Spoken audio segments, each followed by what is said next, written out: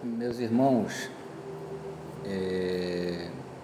hoje nós vamos abordar um tema que é muito pertinente nos momentos que nós estamos vivendo, né? Onde, em meio a essa pandemia, nós temos vários irmãos em sofrimento.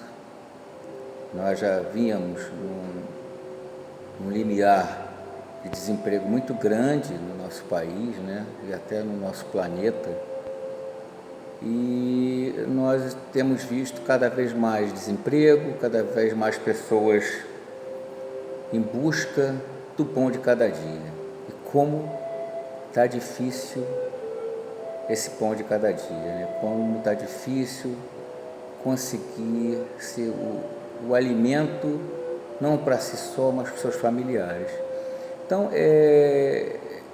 eu separei hoje uma psicografia do Chico Xavier, do Emmanuel, e que vem muito dentro daquilo que a gente vai falar hoje também. E essa psicografia fala sobre o irmão. E começa assim: a caridade é sofredora, é benigna, a caridade não é invejosa, não trata com leviandade, não se ensorbece. Paulo, 1 Coríntios, capítulo 13, versículo 4. E diz mais: quem dá para mostrar-se é vaidoso, quem dá para torcer o pensamento dos outros, dobrando-o aos pontos de vista que lhe são peculiares, é tirano. Quem dá para livrar-se do sofredor é displicente. Quem dá para exibir títulos efêmeros é tolo. Quem dá para receber com vantagens é ambicioso. Quem dá para humilhar é companheiro das obras malignas. Quem dá para sondar a extensão do mal é desconfiado. Quem dá para afrontar a posição dos outros é soberbo. Quem dá para situar o nome na galeria dos benfeitores e dos santos é invejoso. Quem dá para prender o próximo é explorá-lo, é delinquente potencial. Em todas essas situações, na maioria dos casos, quem dá se revela um tanto melhor que todo aquele que não dá, de mente cristalizada na indiferença ou na secura. Todavia, para aquele que dá, irradiando o amor silencioso, sem propósitos de recompensa e sem mescla, de personalidade inferior, reserva no plano maior o título de irmão. Então, meus irmãos, nada melhor do que essa psicografia do Chico para falarmos do momento que nós estamos vivendo, né? Quantos nós vemos que hoje dão, mas fazem questão de mostrar que dão? E qual é a necessidade disso, né? A própria psicografia fala que essas pessoas têm a vaidade muito assoberbada e eles não conseguem fazer o bem sem que eles mostrem a todos, toquem as trombetas e digam: fui eu que fiz. E nós aprendemos com Jesus que uma mão não saiba o que a outra faz, não é verdade?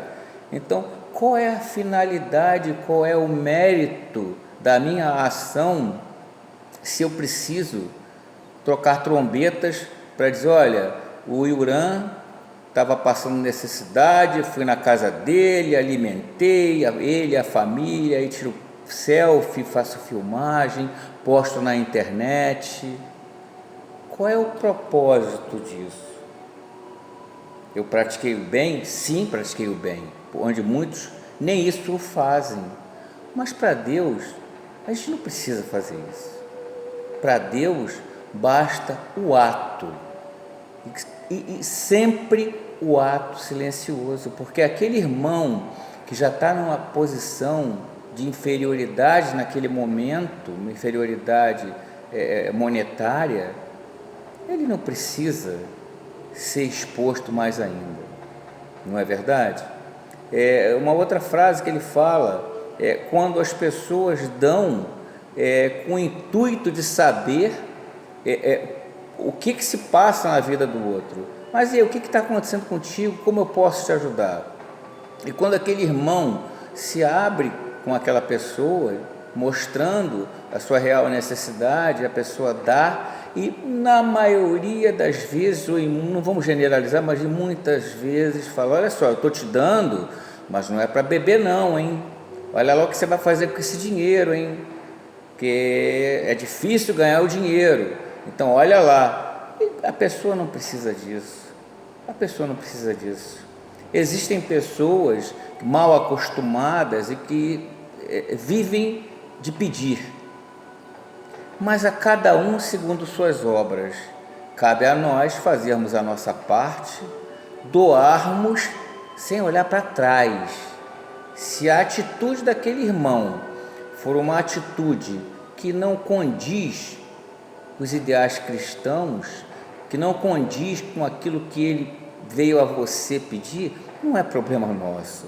O nosso problema, o nosso dever está cumprido para com Deus, para com Jesus, para com a espiritualidade, né? Então a gente vê muitos irmãos humilhando o outro de forma muito assintosa, mostrando a eles: olha, está aqui, mas não tem mais não, hein? Porque aonde saiu esse não vai sair mais, né? Então é muito difícil e é muita soberba da parte de quem faz isso, né? Outra coisa que também é muito interessante, quando a pessoa doa e prende aquela pessoa na sua teia, aonde a pessoa passa a ser, entre aspas, um escravo daquela pessoa que doa. Então aquela pessoa é chamada de 5 em 5 minutos para atender como se fosse um serviçal eterno por um bem que ele me praticou. Não pode ser assim. Ele não é meu empregado. Ele está passando por um momento difícil, como milhares e milhões de pessoas no nosso planeta estão, mas imagina se todos ficarem escravizados por aqueles que fazem suas doações, não é verdade?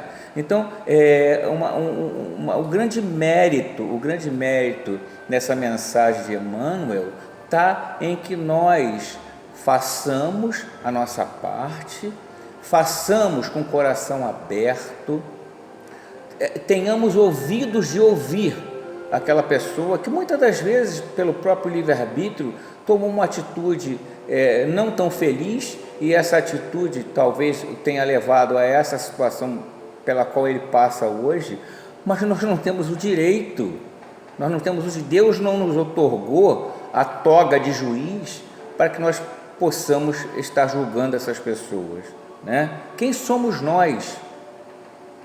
Na passagem que Jesus falava: quem não tiver pecado, que atire a primeira pedra. Então, será que a minha ajuda ela é tão preciosa a ponto de que eu tenha que jogar na cara daquela pessoa aquilo que eu fiz?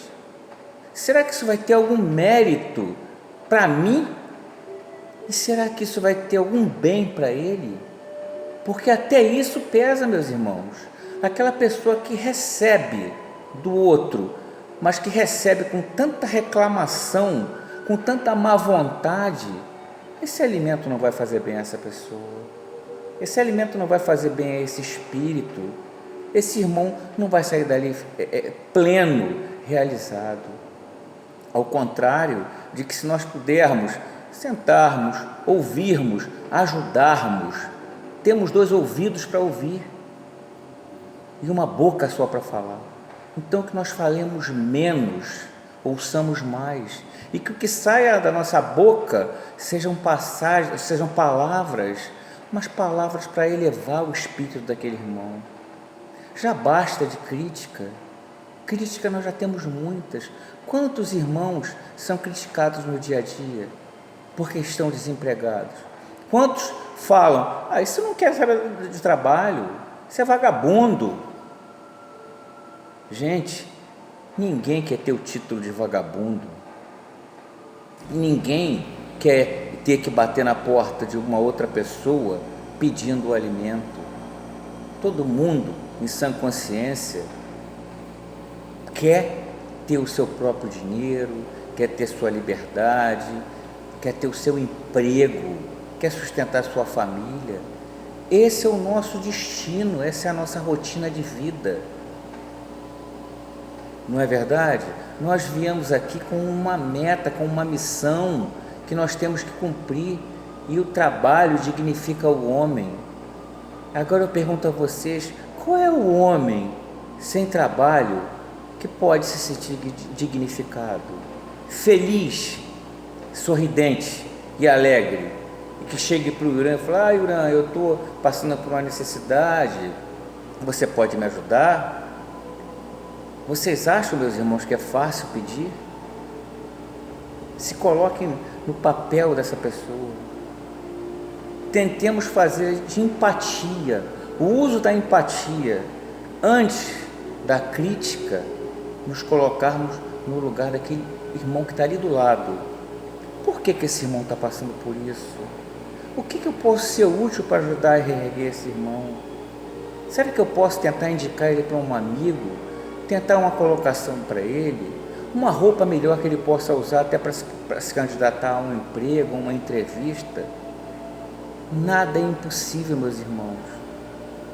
Nós já vimos ao longo da história irmãos menos favorecidos que viviam nas ruas e que pegavam livros, catavam livros, e um desses irmãos começou a estudar com esses livros que ele pegava na rua, nas lixeiras, e esse irmão hoje é funcionário público do Banco do Brasil.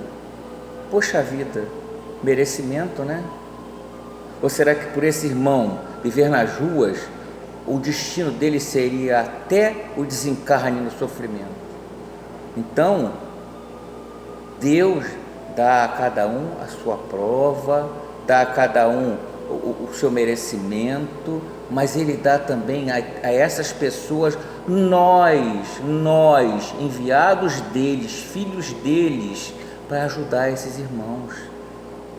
Se nós não pudermos ajudar com o material, que os ajudemos com as palavras, com o apoio moral, com uma prece. Às vezes a pessoa precisa ser ouvida. Quantos precisam serem ouvidos, botar para fora aquilo que está no coração? E de repente, depois que eles botarem para fora e ouvirem de nós: é, meu irmão, eu sei que não está fácil, mas nós vamos conseguir, nós vamos vencer. Ele saia dali motivado e consiga algo melhor. Não é verdade? De pouco em pouco, acreditemos no próximo, porque nós hoje estamos numa posição um pouco melhor, com um emprego, ou com uma aposentadoria, com dinheiro no bolso, mas muitos irmãos não têm essa possibilidade hoje, meus irmãos. Então usemos da empatia, façamos a nossa parte, não sejamos algozes daqueles que já são algozes do próprio destino. Sirvamos para cada um deles como uma escada, para que eles possam, primeiro uma cadeira, para que eles possam sentar, para que eles possam respirar, para que eles possam ser ouvidos, e depois que sejamos escadas, auxiliando a eles para que eles retomem a sua vida.